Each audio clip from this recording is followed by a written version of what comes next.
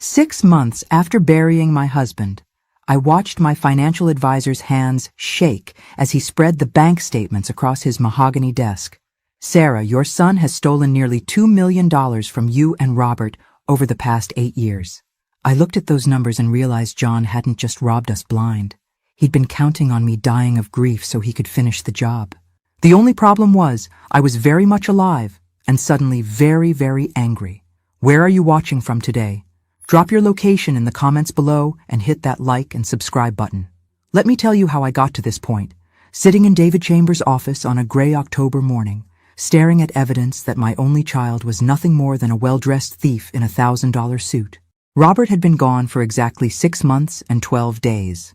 Heart attack. Quick and clean, the doctor said, like that was supposed to comfort me. 45 years of marriage, and he left me sitting at the kitchen table with a half-finished crossword puzzle and a cup of coffee that went cold while I waited for the ambulance. The grief had been manageable, mostly because I'd been busy. Funeral arrangements, probate court, insurance claims, the endless paperwork that follows death like vultures. John had been wonderful during those first few weeks, attentive, helpful, taking care of all the financial details so I could focus on healing, or so I thought. "Mom, let me handle the accounts," he'd said, standing in Robert's home office with that concerned expression he'd perfected as a child when he wanted something. "You shouldn't have to deal with all this complexity right now." I'd been grateful. John was a financial consultant himself, successful by all appearances. He drove a BMW, lived in a house in Winnetka that probably cost more than I'd spent on cars in my entire lifetime. His wife Ashley wore designer clothes and took the twins to Europe for spring break. They seemed to have it all figured out. So I'd signed the papers, gave him power of attorney over the investment accounts while I sorted through 45 years of accumulated life. It seemed reasonable, responsible, even. David Chambers had been Robert's financial advisor for 20 years. A careful, methodical man who wore the same style of wire-rimmed glasses Robert had favored and organized his desk like a military operation. He'd called that morning, his voice tight with something I couldn't identify. "Sarah, I need you to come in immediately. There's something we need to discuss about your accounts. Come alone. Don't mention this call to John." The drive to his office had been routine. Chicago traffic, October leaves falling like confetti. The familiar route through downtown that Robert and I had driven countless times for quarterly reviews.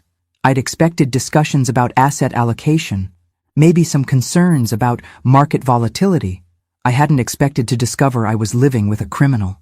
"It started small," David was saying now, pointing to entries from 8 years ago. 5,000 here, 10,000 there, transfers he covered with explanations about investment opportunities or emergency expenses. But look at this pattern. The numbers swam before my eyes. Systematic withdrawals, forged signatures, accounts I'd never heard of. John had been methodical, patient, professional.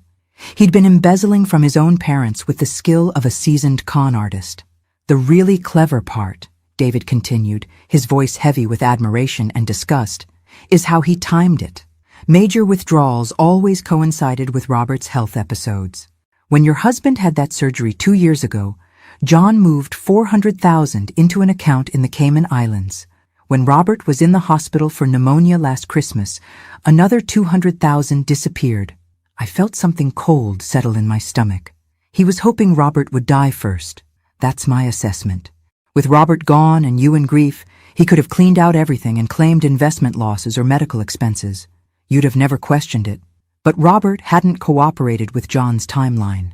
He'd recovered from every health scare, gotten stronger, stayed involved in our finances right up until that final heart attack in his kitchen chair. "How much is left?" I asked, surprised by how calm my voice sounded. David consulted another spreadsheet. "Of your original $4 million in investments and savings, approximately $2.3 million remains. The house is yours free and clear, and Robert's life insurance policy of $800,000 hasn't been touched because John isn't the beneficiary on that account. So I had resources, not what I'd expected to have, but enough to live comfortably if I was careful. More importantly, I had options."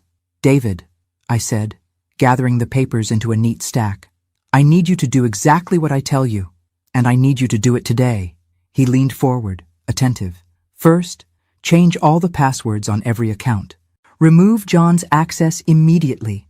Second, move everything into new accounts at a different bank. Everything. Third, I want copies of all these records, going back 10 years. And fourth, I paused, thinking about John's face when he'd hugged me at the funeral, how concerned he'd looked when I'd cried over Robert's suits. Fourth, I want you to set up a meeting with the FBI's white-collar crime division. My son is about to learn that grief doesn't make you stupid. I drove home in a daze, David's manila envelope of evidence burning like a coal in my passenger seat. The house felt different when I walked in, like someone had rearranged the furniture in subtle ways. Every family photo on the mantel seemed like a lie now. Every memory of John as a caring son felt contaminated. The house was quiet. Too quiet. For 6 months it had been my refuge, the place where Robert's presence still lingered in his reading chair and the crossword puzzles he'd never finished. Now, it felt like a crime scene. I sat at the kitchen table where I'd eaten breakfast with Robert for 25 years and opened my laptop. Time to do some detective work of my own.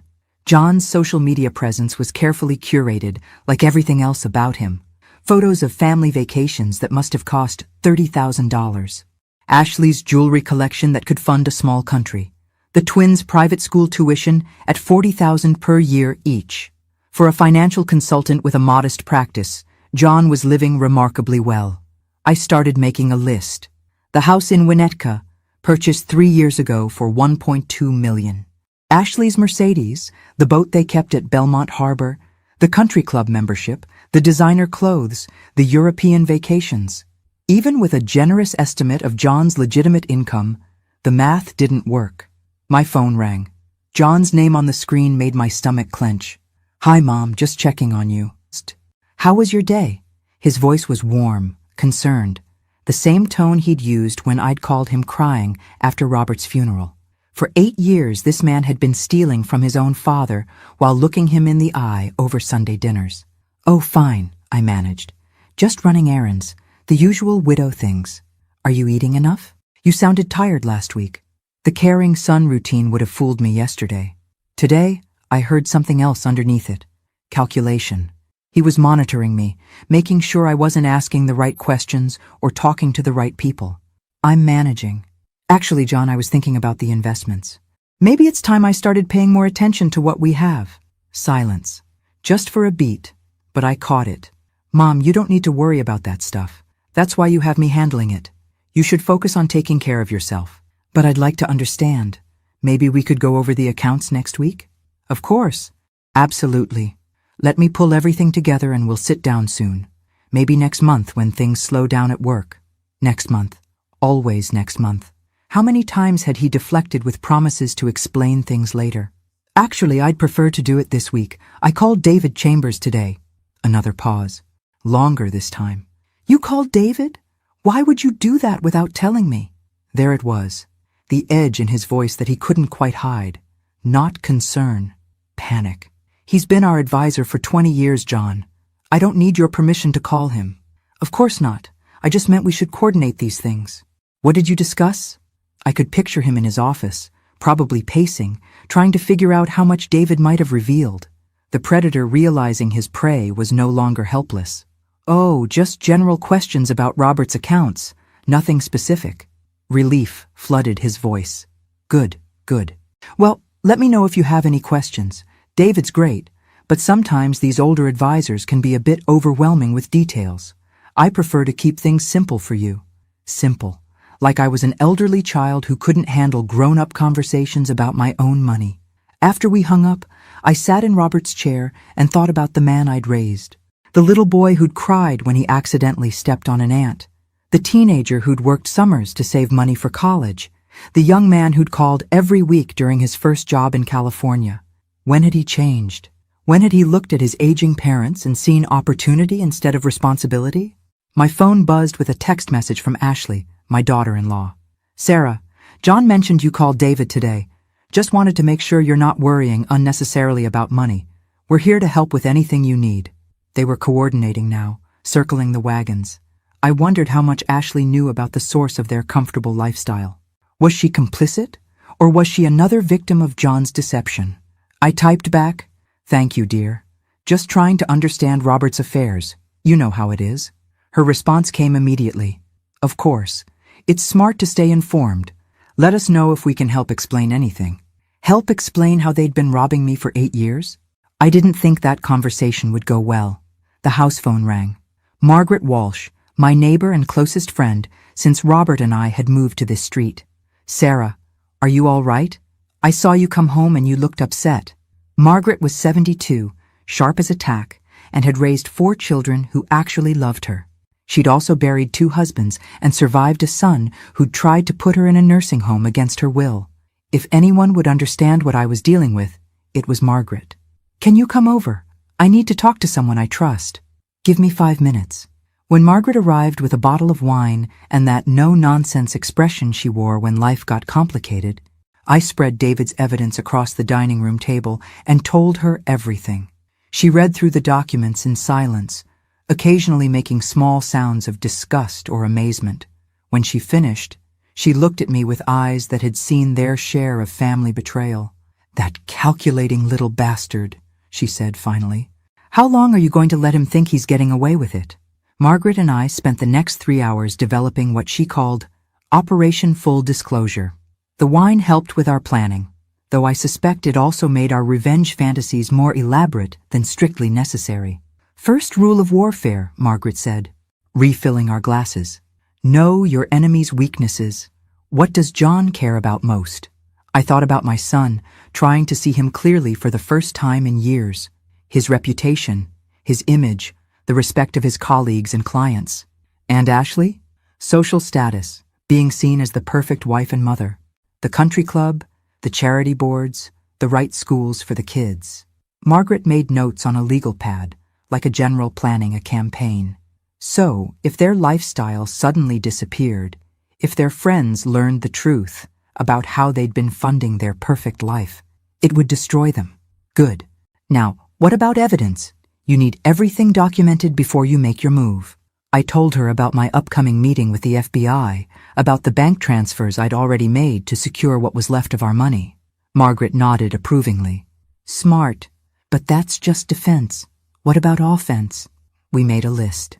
John's employer would need to know about his criminal activities. The country club where Ashley served on the board would be interested to learn their membership fees had been paid with stolen money. The private school where the twins attended would want to know about their tuition source. "I want to see his face when his world collapses," I said, surprising myself with the venom in my voice. "Oh, honey," Margaret said, patting my hand. "By the time we're done, he's going to wish he'd just asked you for a loan." The next morning I drove to the FBI field office downtown. Special Agent Rebecca Morrison was younger than I'd expected, maybe 40. With the kind of focused intensity that made me think she enjoyed putting white-collar criminals behind bars. "Mrs. Mitchell, thank you for bringing this to our attention. Financial elder abuse cases are a priority for us, especially when they involve this level of systematic fraud." She reviewed David's documentation with the practiced eye of someone who'd seen every variation of family financial crime. "The good news is, your son was thorough, almost too thorough. He left an excellent paper trail. Bank records, forged documents, patterns of behavior that clearly indicate intent to defraud. What happens next? We'll need to interview you formally, gather all the financial records, probably execute search warrants on his home and office. Are you prepared for this to become public? Federal charges mean media attention, court proceedings, family upheaval." I thought about Robert, how he'd always said that the right thing to do was rarely the easy thing to do. "Agent Morrison, my son stole $2 million from his own parents. He did it systematically, patiently, over 8 years. He forged documents and lied to our faces while planning to steal everything we'd worked for. If that's not worth a little media attention, what is?" She smiled, the first time she'd shown any warmth since I'd arrived. "We'll be in touch within a week to begin formal proceedings. In the meantime, don't change your behavior around John. Act normal. Let him think he's still in control." Acting normal turned out to be harder than I'd anticipated. John called that evening to check on me, and I found myself analyzing every word, every inflection. Was he calling because he cared about my well-being? Or was he monitoring my activities? Mom, I've been thinking about what you said, about wanting to understand the finances better. Maybe we should start with something simple, like reviewing your monthly expenses. Monthly expenses, not the investment accounts where he'd been stealing, not the long-term planning documents, just my grocery money and utility bills. That sounds perfect, I said, injecting enthusiasm into my voice. I've always been curious about the bigger picture too. The investments, the retirement planning, all of it. Well, let's start small and work our way up to the more complex stuff. There it was again. The assumption that I couldn't handle complexity. After 45 years of marriage to a man who'd built a successful construction business, after raising a son and managing a household and working part-time at the library for 15 years, John still saw me as helpless. Of course, whatever you think is best. Great. How about Sunday dinner this week? Ashley's making that pot roast you like.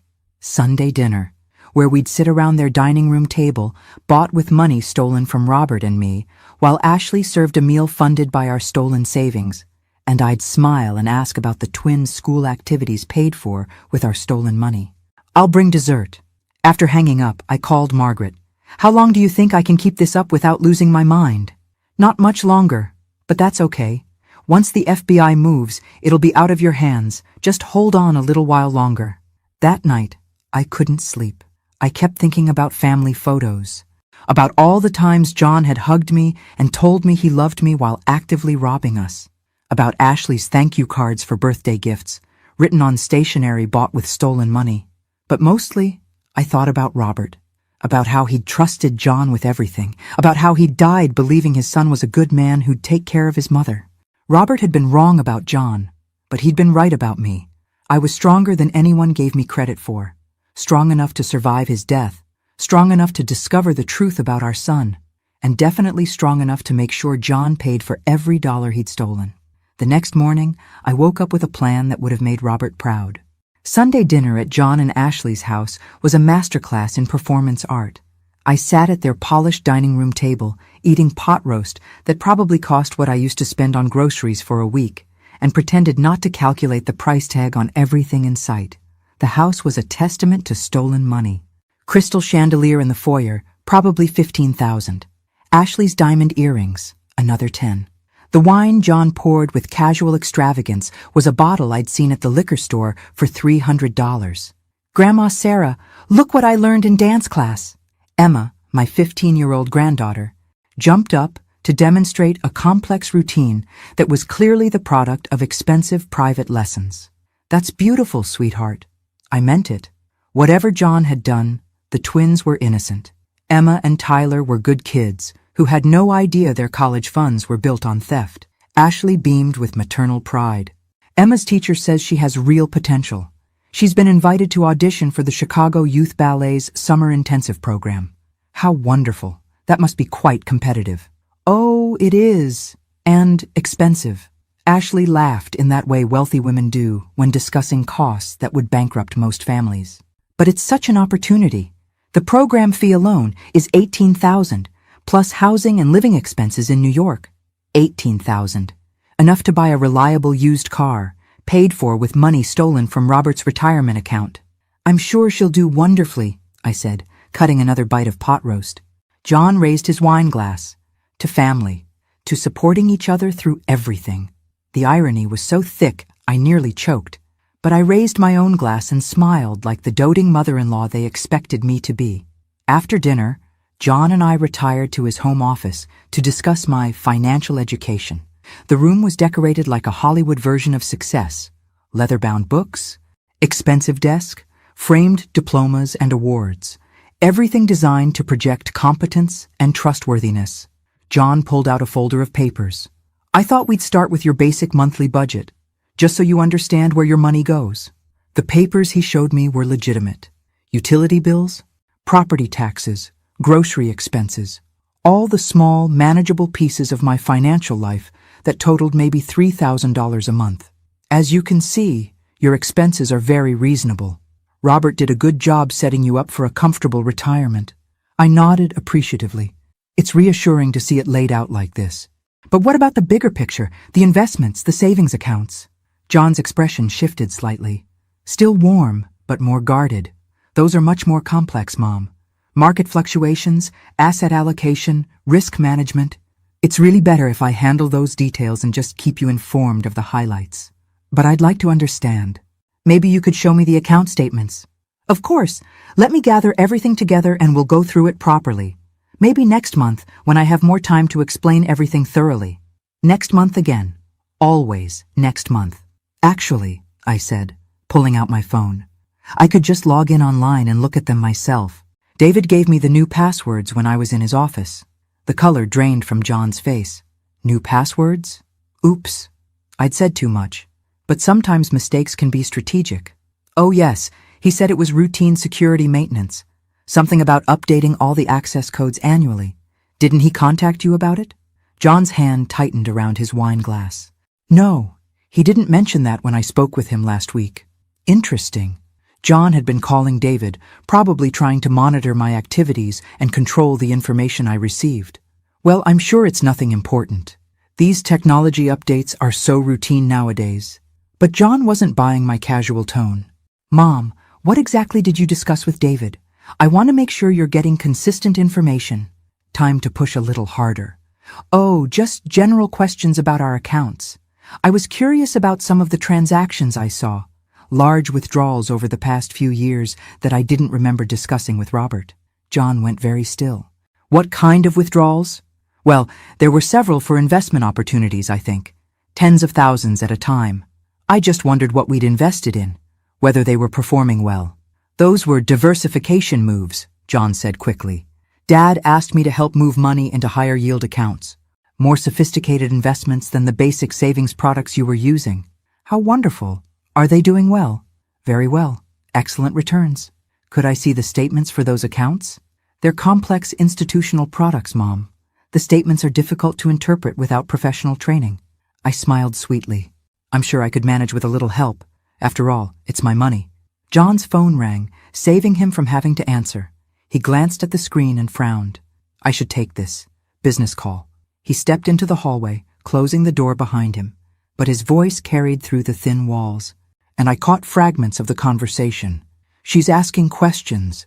David changed the passwords. No, I can't access anything now. We need to be careful. When he returned, his demeanor had shifted from son to financial advisor. Professional distance replacing family warmth. Mom, I've been thinking about your questions, and I'm concerned you might be getting overwhelmed by financial details during an already stressful time. Have you considered grief counseling? Sometimes when we're processing loss, we can become fixated on controlling things that are actually being handled properly. There it was. The gaslighting gambit. Suggests that my perfectly reasonable questions about my own money were symptoms of mental instability. That's an interesting point, I said thoughtfully. Though I should mention, David seemed very pleased that I was taking an active interest in our affairs. He said it showed real mental clarity and strength. John's smile became strained. Of course. I just don't want you to stress unnecessarily. Oh, I'm not stressed at all. Actually, I'm feeling more energized than I have in months.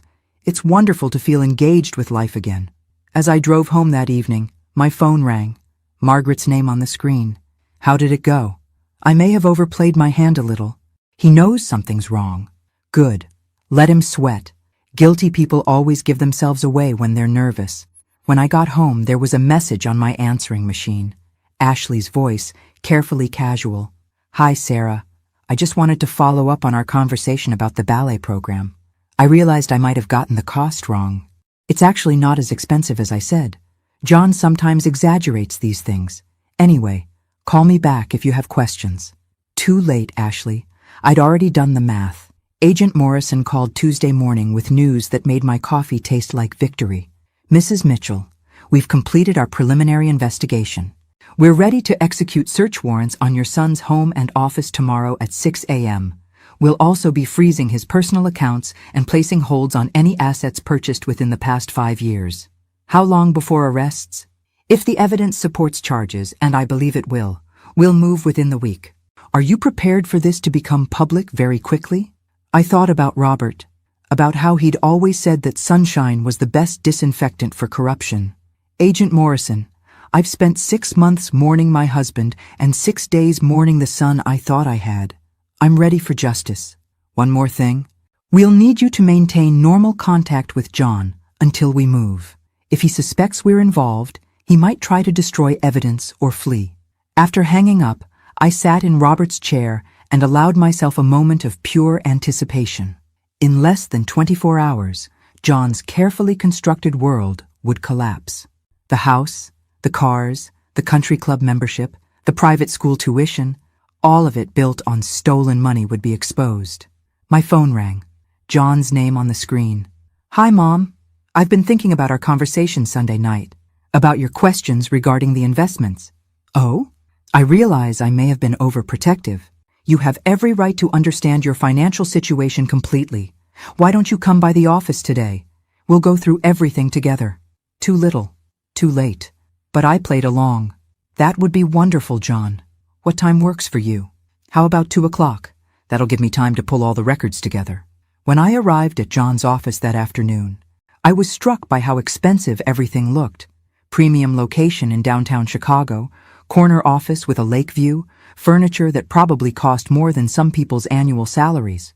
For a financial advisor with a modest client base, John had impressive overhead. The receptionist, a young woman who looked like she'd stepped out of a fashion magazine, greeted me warmly. "Mrs. Mitchell, John's told us so much about you. I'm so sorry for your loss." John emerged from his office wearing the kind of suit Robert would have called funeral expensive. His smile was warm, but I noticed the tension around his eyes. "Mom, thanks for coming down. I have everything ready for our review." His office was a shrine to success. Awards from financial industry organizations, photos with clients at exclusive events, diplomas from prestigious universities, everything designed to project competence and prosperity. "I brought copies of all the account statements going back 10 years, John said, gesturing to a thick stack of papers on his desk. "I thought we'd start with the overview and then drill down into specifics if you have questions." The papers were real. I could see that immediately. But as I scanned the summaries, something became clear. These were accounts I'd never heard of, with balances that didn't match anything David had shown me. "John, these accounts—" I pointed to several investment funds listed on the summary sheet. "I don't remember opening these. Dad handled most of the investment decisions. He was very forward-thinking about diversification strategies." I kept reading, my confusion growing. According to these statements, I had nearly $4 million in various investment accounts. David had shown me evidence that most of our money was gone. Then I understood.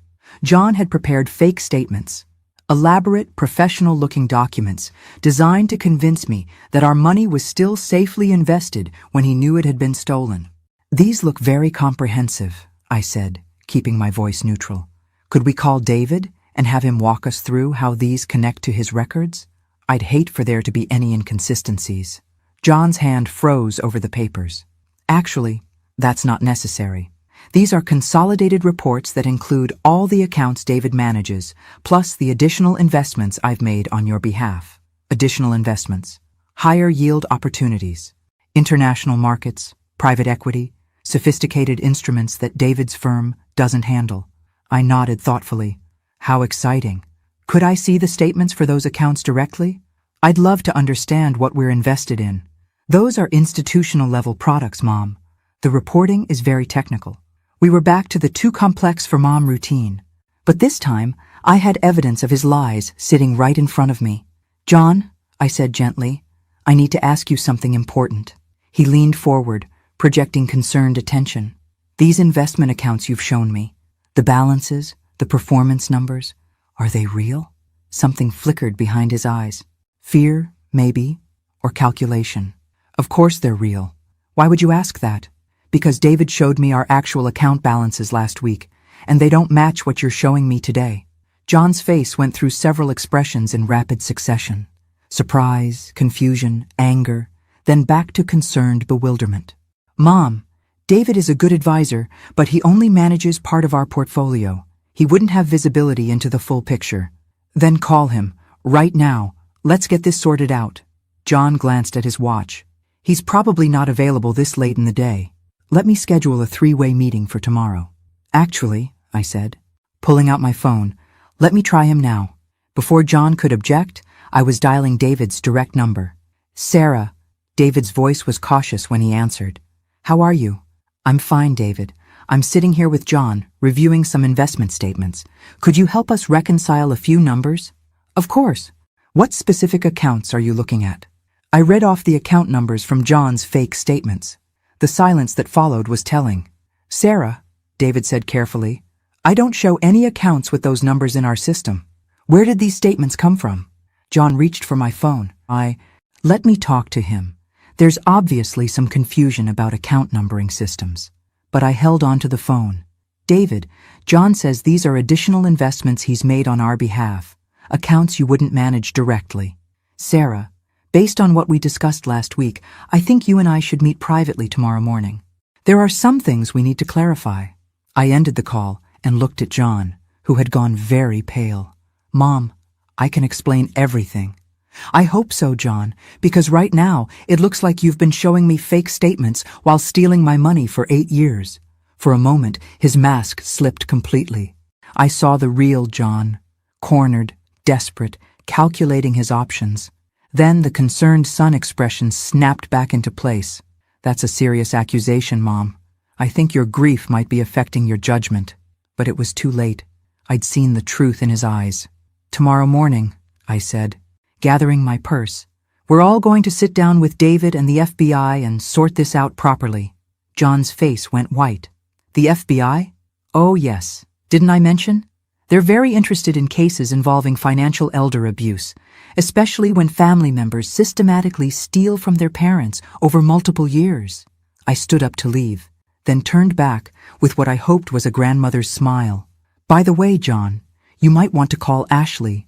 Tell her she should probably resign from the country club board before tomorrow's news cycle. Something about stolen money funding their membership fees. These charity organizations can be so particular about their reputation. As I walked out of his office, I heard him frantically dialing his phone. Tomorrow was going to be a very interesting day. I woke up at 5:30 a.m. to the sound of my phone buzzing. Agent Morrison's voice was crisp and professional. Mrs. Mitchell, we're moving in 30 minutes. Are you somewhere safe? I'm at home. Good. Stay there until we contact you. And Mrs. Mitchell, you might want to turn on the local news around 8 o'clock. I made coffee with hands that were surprisingly steady and settled into Robert's chair to wait. At exactly 6 a.m., I heard sirens in the distance, faint but getting closer. They weren't coming to my neighborhood, but I knew where they were going. By 6:15, my phone was ringing constantly. Margaret called first. Sarah, I just saw FBI vehicles racing toward Winnetka on the news. Please tell me that's what I think it is. That would be Operation Full Disclosure entering its final phase. Hot damn! I'm coming over with pastries. We're going to watch this unfold properly. The next call was from Ashley, her voice high with panic. Sarah, there are federal agents at our house. They have search warrants. They're going through everything. John's office, our computers, bank records. What is happening? I took a sip of coffee before answering. I imagine they're investigating financial crimes, dear. You should probably call a lawyer. Financial crimes? What financial crimes? John hasn't done anything wrong. Ashley, sweetheart, your husband has been systematically stealing from Robert and me for 8 years. The FBI has evidence of nearly $2 million in theft. You might want to start thinking about how you're going to explain your lifestyle to a federal prosecutor. The silence stretched so long, I thought she'd hung up. That's impossible, she whispered finally. John would never. John did. And now he's going to pay for it. The line went dead. Margaret arrived with Danish pastries and a thermos of coffee just as the morning news began their lead story. We watched from my living room as helicopters circled over John's neighborhood, showing FBI agents carrying boxes from his house and office. Financial advisor John Mitchell was arrested this morning on charges of elder financial abuse and wire fraud, the news anchor announced. Federal prosecutors allege Mitchell systematically stole nearly $2 million from his elderly parents over an 8-year period. The screen showed John in handcuffs, being led to a federal vehicle. His expression was a mixture of rage and disbelief, as if he couldn't quite understand how his carefully constructed world had collapsed overnight. The alleged victim is Mitchell's 67-year-old mother, Sarah Mitchell, whose husband died 6 months ago after a lengthy illness. Sources close to the investigation say Mrs. Mitchell discovered the theft herself and contacted authorities. Margaret squeezed my hand. Look at you making the news. Robert would be so proud. The coverage continued with interviews from John's neighbors, his colleagues, parents from the twins' private school. The overwhelming theme was shock and disbelief. John had been so respected, so successful, so trustworthy. My phone rang again. This time it was Emma, my granddaughter, calling from school. Grandma Sarah? Her voice was small and confused. There are reporters at our school. Kids are saying Daddy was arrested. Is it true? My heart broke for her. Whatever John had done, Emma and Tyler were innocent victims. Yes, sweetheart, it's true. Your father made some very serious mistakes with money that belonged to your grandfather and me. Are we going to be okay? The question every child asks when their world suddenly becomes uncertain. You and Tyler are going to be fine, I said firmly. This is between the grown-ups. You're still loved, still safe, still going to be taken care of. Can I come see you after school? Of course. I'll pick you up myself. After hanging up, I realized I'd just made a commitment that would require me to face the media circus surrounding my family. But Emma needed stability, and right now, I was the only source of that she had. The afternoon pickup at the twins' school was surreal. Reporters shouted questions as I walked to the entrance, cameras following my every step. The school had posted security guards, but nothing could stop the chaos of a federal crime story involving wealthy families and stolen millions. Emma ran to me the moment she saw me, her face streaked with tears. Grandma, everyone's staring at us. The teachers are being weird. Some kids said we're going to be homeless. I hugged her tightly, feeling her thin shoulders shake with sobs she'd been holding in all day. Where's Tyler? He got in a fight with Jake Morrison. Jake said Daddy was a criminal and Tyler punched him. He's in the principal's office. I found Tyler sitting in a chair that was too big for him, his lips split and his eyes defiant. Principal Henderson looked relieved to see me. Mrs. Mitchell, I'm so sorry about all of this. Tyler was defending his family's honor, which is admirable, but we can't have students fighting. Of course not. Tyler, are you hurt? He shook his head, but I could see the confusion and fear behind his bravado. At 13, he was old enough to understand that his life had just changed dramatically, but too young to process what it meant. Can we go home now? He asked quietly. We're going to my house, I said. Your mother is dealing with some complicated adult problems right now. As we drove away from the school, Emma asked the question I'd been dreading. Grandma, what's going to happen to Daddy? I looked at her in the rearview mirror. This beautiful girl who looked so much like John had at her age, and tried to find words that were honest, but not cruel. Your father broke the law, sweetheart. He's going to have to face the consequences of that. It probably means he'll have to go to prison for a while. For how long? I don't know. That will be up to the judge. Tyler spoke up from the passenger seat. Good. He deserves it. Tyler. No, Grandma, he does. I heard him and Mom fighting about money all the time. I heard him on the phone talking about accounts and transfers and how he was handling everything. I didn't understand it then, but I do now. Out of the mouths of babes. Tyler had been witnessing his father's criminal activity without realizing what he was seeing. When we got to my house, I called Ashley to let her know where the children were. She didn't answer. I left a message saying the twins would be staying with me until she was ready to talk to them.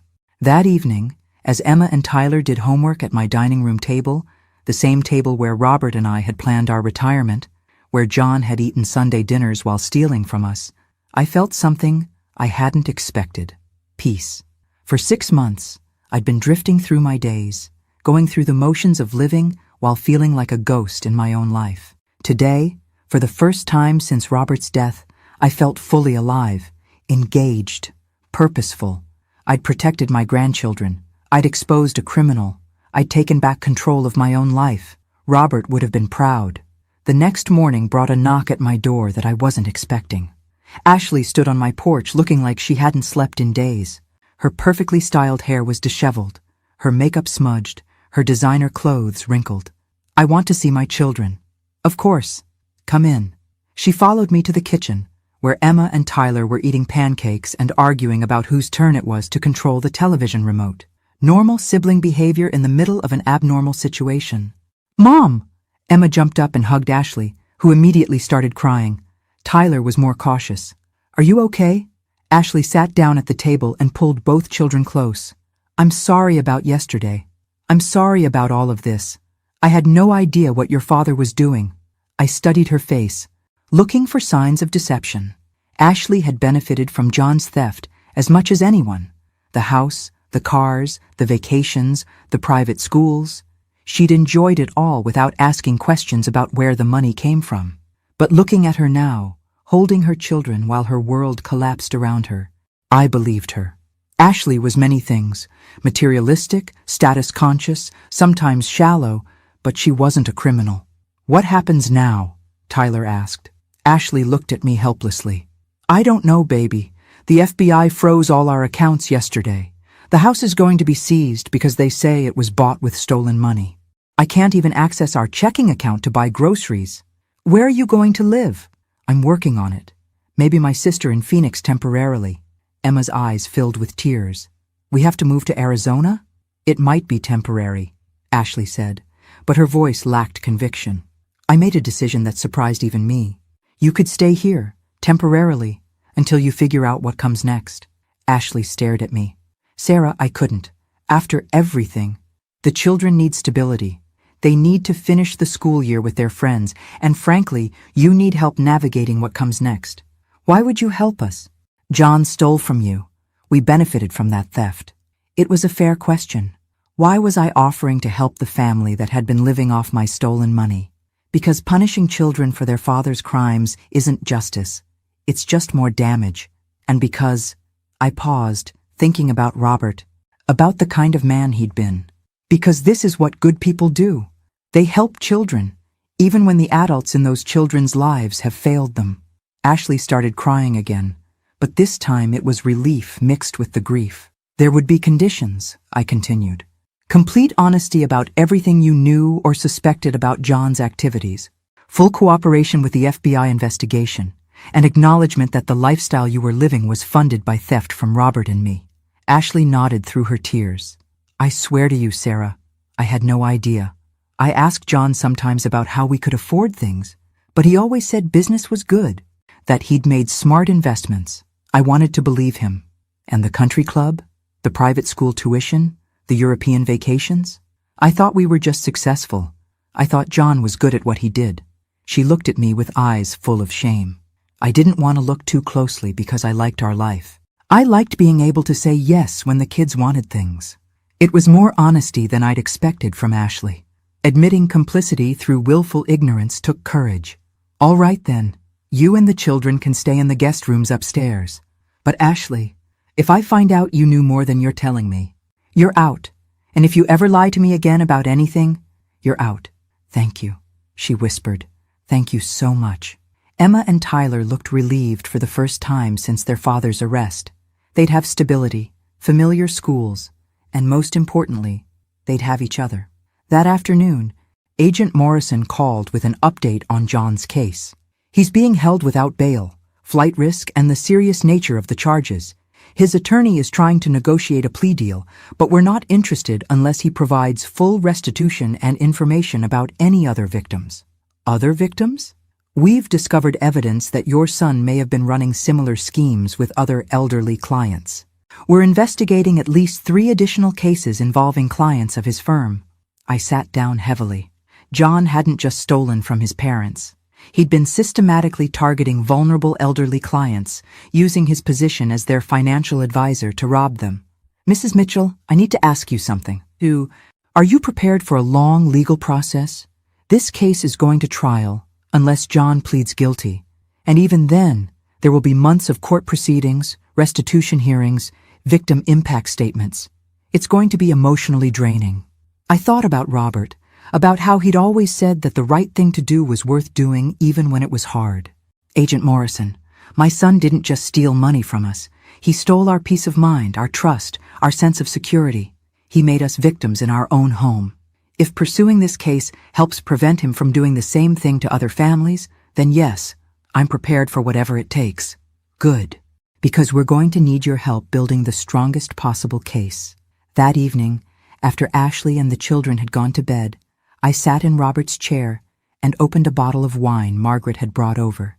For the first time in months, I wasn't drinking alone or drinking to numb pain.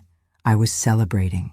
Tomorrow would bring new challenges: legal proceedings, media attention, the complicated process of rebuilding relationships with my grandchildren while their father sat in federal prison.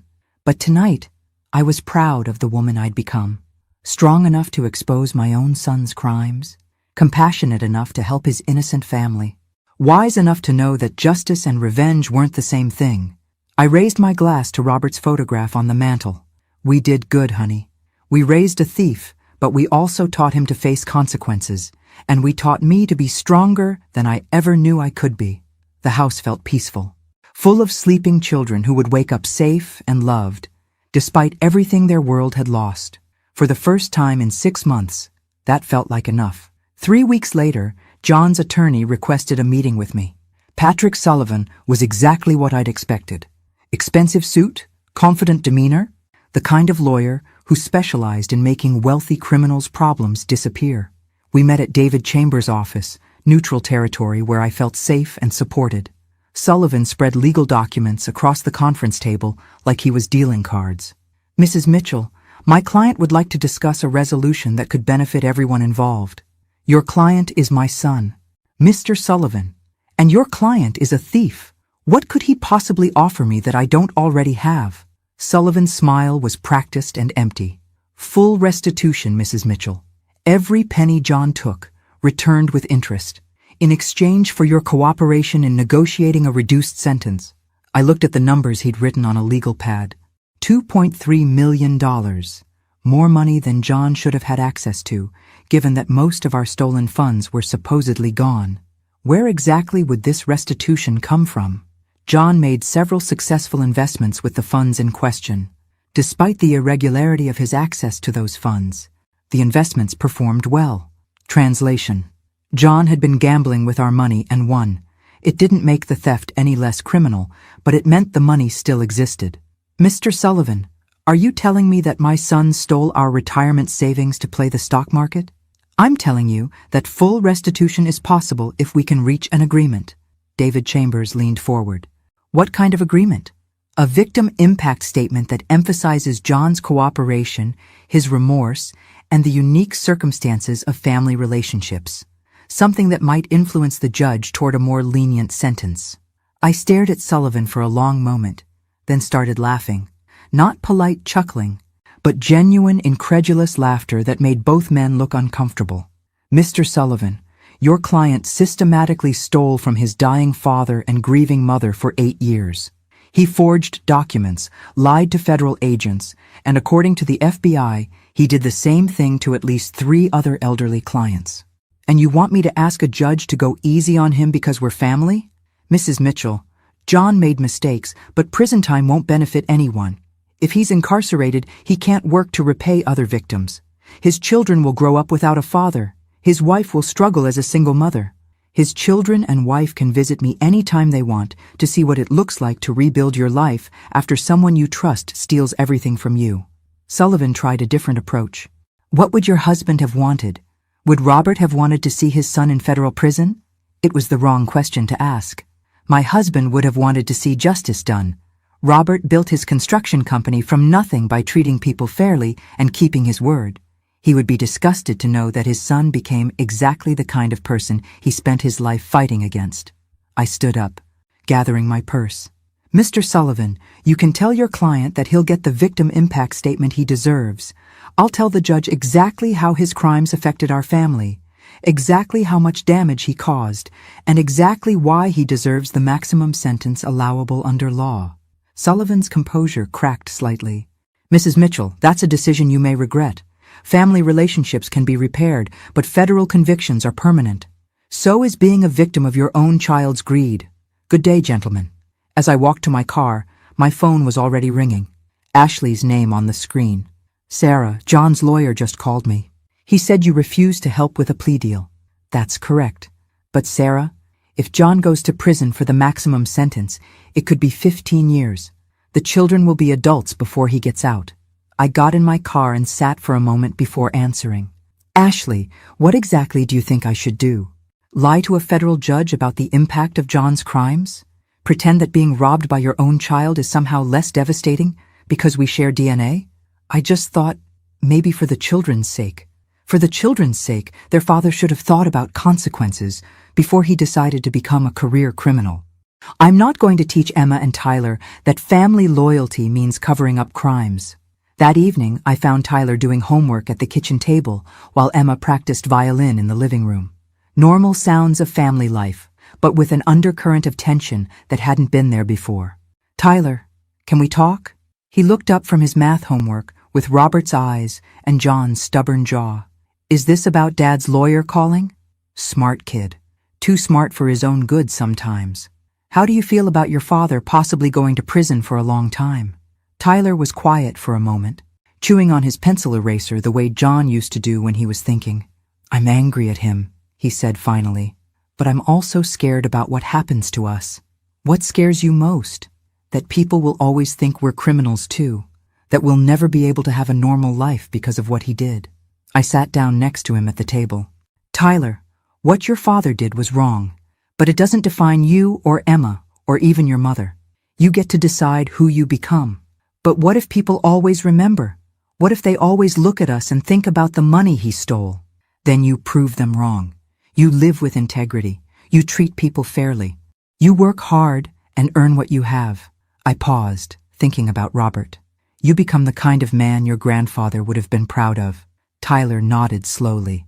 Grandpa Robert was a good man. Yes, he was. And he loved you very much. He'd want you to learn from your father's mistakes, not repeat them. Are you going to help with the plea deal? No.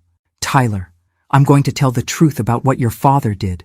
But that doesn't mean I'm going to abandon you and Emma and your mother. You're my family too. Relief flooded his young face. So, we can still live here?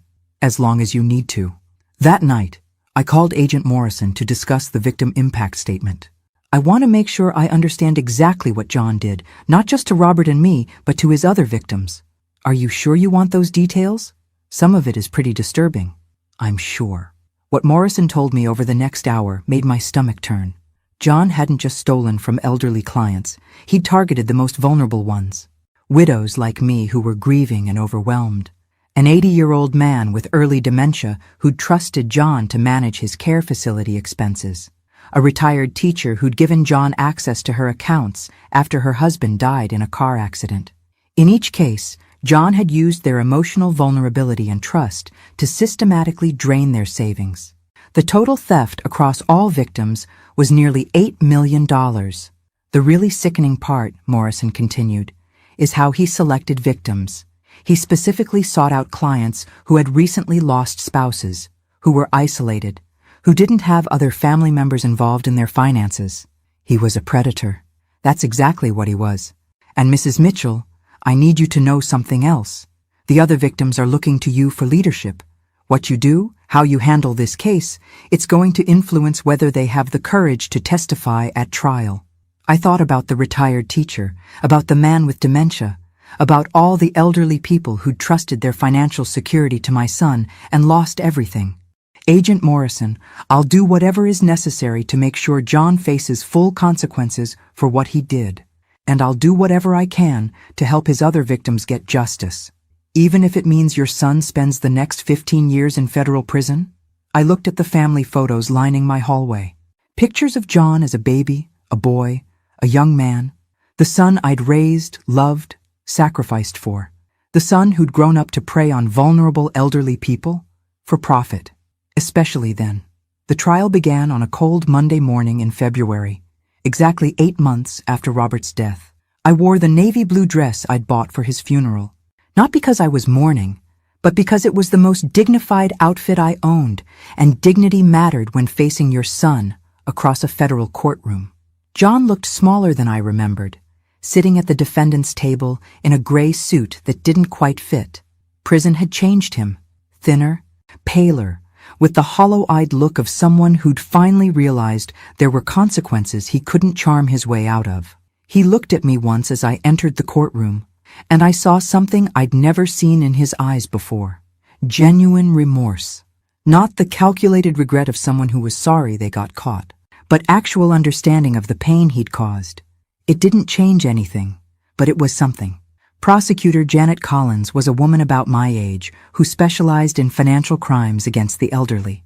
During our preparation meetings, she'd told me she'd chosen this specialty after watching her own mother lose her life savings to a financial advisor who targeted widows in her retirement community. "This case matters beyond just your family," she'd said. "We need to send a message that financial elder abuse carries serious consequences, that families can't shield criminals just because they share DNA." The prosecution's case was methodical and devastating.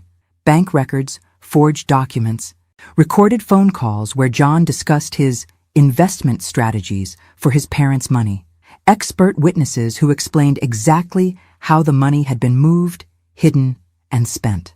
Ashley testified on the second day, looking fragile and nervous in a simple black dress. She'd lost weight over the past months, and without her usual designer clothes and professional styling, she looked younger and more vulnerable. "Did you know your husband was stealing from his parents?" Collins asked. "No, I did not." "Did you ever question how your family could afford your lifestyle on your husband's stated income?" Ashley's voice was barely audible. "I should have. I wanted to believe we were just successful. I didn't want to look too closely because I was afraid of what I might find." "What did you think when you learned the truth?" Ashley looked at me across the courtroom, tears streaming down her face. "I was horrified and ashamed. These are people who loved us, who trusted us, people who would have helped us if we'd been in financial trouble, and we were living off money stolen from them." John's attorney tried to paint Ashley as a co-conspirator who'd encouraged John's spending, but it didn't stick. Ashley might have been willfully ignorant, but she genuinely hadn't known the money was stolen. On the third day, it was my turn to testify. Collins walked me through the timeline of discovery, the fake investment statements John had shown me, the elaborate deception he'd maintained even after Robert's death. But the moment that silenced the courtroom came when she asked about the emotional impact of the theft. "Mrs. Mitchell, beyond the financial loss, how did discovering your son's crimes affect you?" I looked at John, sitting 20 feet away, finally ready to tell him exactly what his choices had cost our family. For 45 years, my husband Robert worked 16-hour days building a construction business so we could have security in our old age. He never took expensive vacations, never bought fancy cars, never spent money on himself that could have gone to our retirement savings. He died believing his son would take care of me. My voice stayed steady, but John's composure cracked. He put his head in his hands. When I discovered what John had done, it wasn't just about losing money. It was about losing faith in everything I thought I knew about my family. It was about realizing that for 8 years, every hug, every "I love you," every concerned phone call was part of an elaborate performance designed to keep me from discovering I was being robbed. I paused, looking directly at John. But the worst part was realizing that John had been counting on my grief to finish stealing everything Robert and I had worked for. He'd been waiting for me to die or become incapacitated so he could take the rest. John was crying now, quietly but openly. For the first time since his arrest, he looked like the little boy I'd raised instead of the calculating criminal he'd become. "Do you have anything you'd like to say to your son, Mrs. Mitchell?" I considered my words carefully. This was my last chance to say what needed to be said, in a forum where John would have to listen. "I want him to understand that love without honor is worthless. That family loyalty doesn't mean protecting people from the consequences of their actions, and that the children he's worried about not seeing while he's in prison are the same children he was willing to rob blind through his theft from their grandparents." Collins nodded. No further questions. John's attorney's cross-examination was brief and ineffective. He tried to suggest that I was being vindictive, that I was letting anger override family loyalty. But every question he asked just gave me another opportunity to detail the systematic nature of John's crimes and their impact on our family. The defense case was weak. Character witnesses who testified that John was a good neighbor, a devoted father, a respected member of the community, but none of them could explain away the evidence of 8 years of calculated theft. John himself never testified. His attorney advised against it, probably because John would have had to explain how someone accidentally steals $2 million from their own parents. On Friday afternoon, both sides gave their closing arguments. The prosecution focused on the premeditated nature of the crimes, the vulnerability of the victims, and the need for deterrence. The defense pleaded for mercy, for consideration of John's family, for recognition that prison time wouldn't benefit anyone. It took the jury exactly 4 hours to find John guilty on all counts. Sentencing day arrived on a spring morning that felt more like hope than I'd expected. Judge Patricia Williams was a stern woman in her 60s who'd spent her career handling white-collar crime cases. During the trial, she'd shown no patience for excuses or manipulation tactics. The courtroom was fuller than I'd expected. Other victims of John's schemes, journalists, and a surprising number of elderly people who'd come to witness what they saw as a test case for financial elder abuse prosecution. Margaret sat beside me, solid and supportive as always. Ashley sat in the back with Emma and Tyler, who'd asked to be present for their father's sentencing.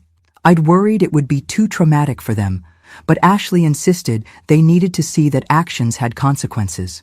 John's attorney made one final plea for leniency, emphasizing his client's remorse, his cooperation with authorities, and his role as a father and husband. It was a polished performance, but it felt hollow in the face of what we'd learned during the trial. Then, Judge Williams asked if John wanted to make a statement before sentencing. John stood slowly, looking older than his 51 years. When he spoke, his voice was quiet but clear. "Your Honor, I have no excuse for what I did. Not financial pressure, not family obligations, not business problems. I stole from my parents because I wanted to maintain a lifestyle I hadn't earned, and because I thought I could get away with it." He turned to look at me, and I saw Robert's eyes in his face. "Mom, I know sorry isn't enough. I know I can't undo what I did or give back the trust I broke. I stole your security, your peace of mind, and your faith in your own family. I made you a victim in your own home." His voice cracked, but he continued. "The worst part is that Dad died believing I was taking care of you. He died trusting me to honor everything he'd worked for. Instead, I was planning to steal all of it." John looked at Ashley and the children. "I want Emma and Tyler to understand that going to prison isn't a punishment being done to me. It's a consequence I earned through my own choices, and I want them to know that their grandmother is not responsible for my situation. She did exactly what any honest person would do when they discovered they were being robbed." He faced Judge Williams again. "Your Honor, I don't deserve mercy, and I'm not asking for it. I'm asking that my case serve as a warning to anyone who thinks they can prey on elderly people without facing serious consequences." Judge Williams reviewed her notes for several minutes before speaking. "Mr. Mitchell, in 23 years on this bench, I've seen many cases of financial elder abuse. What distinguishes your case is not just the amount stolen, but the systematic, predatory nature of your crimes and the particular cruelty of victimizing your own parents." She paused, her expression stern. "You didn't steal to feed your family or pay for medical bills. You stole to fund a lifestyle of luxury while your father worked himself to death building the very savings you were plundering. You stole to buy country club memberships and European vacations while planning to leave your mother destitute." I felt a cold satisfaction hearing my pain articulated so clearly by someone with the authority to impose consequences. "However, I note your cooperation with authorities, your apparent genuine remorse, and the fact that full restitution will be made to all victims." My heart sank. She was going to be lenient. "Therefore, I sentence you to 12 years in federal prison, followed by 5 years of supervised probation. You will make full restitution to all victims plus interest and penalties. And Mr. Mitchell?" John looked up. "I hope you spend every day of those 12 years thinking about the elderly people who trusted you with their life savings and the parents who loved you enough to hold you accountable for your crimes." 12 years. John would be 63 when he got out. Emma would be 27, Tyler 25. They'd be adults with their own lives, their own families perhaps.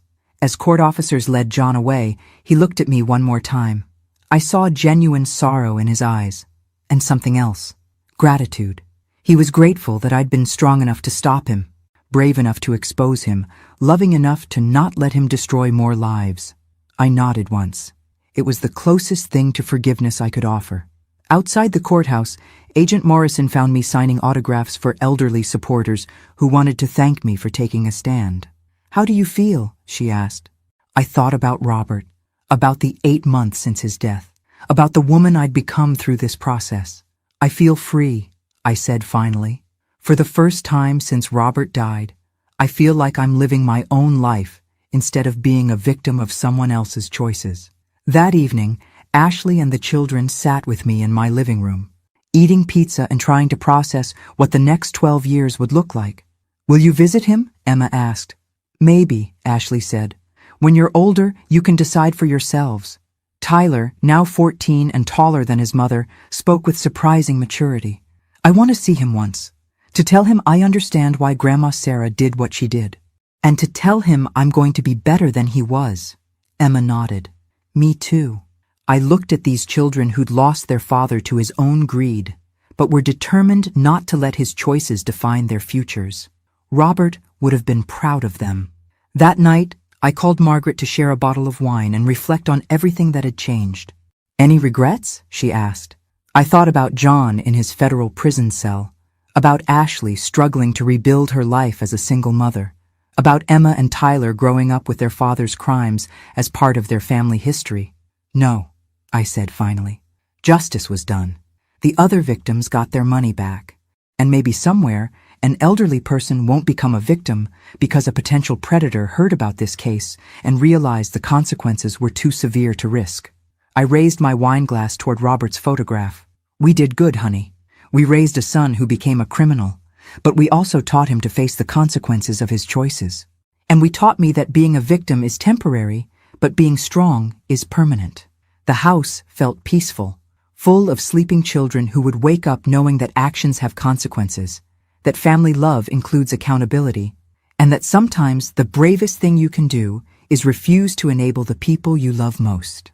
3 months later, I received a letter from John in federal prison. It was simple and honest. "Mom, I know I have no right to ask for anything, but I want you to know that what you did saved me from becoming an even worse person than I already was. I was planning to steal everything. If you hadn't stopped me, I would have destroyed more families, hurt more people. Thank you for loving me enough to hold me accountable. I hope someday Emma and Tyler will understand that having a grandmother with integrity is worth more than having a father without consequences. I love you, John." I read the letter once, then put it in my jewelry box next to the watch Robert wore for 45 years of honest work. Some gifts are worth keeping, even when they come from people who've hurt you. I'm 67 years old, living in my own house, raising my grandchildren with the help of their mother, and sleeping peacefully for the first time in years. Justice, I've learned, feels a lot like freedom. Thanks for listening. Don't forget to subscribe and feel free to share your story in the comments. Your voice matters.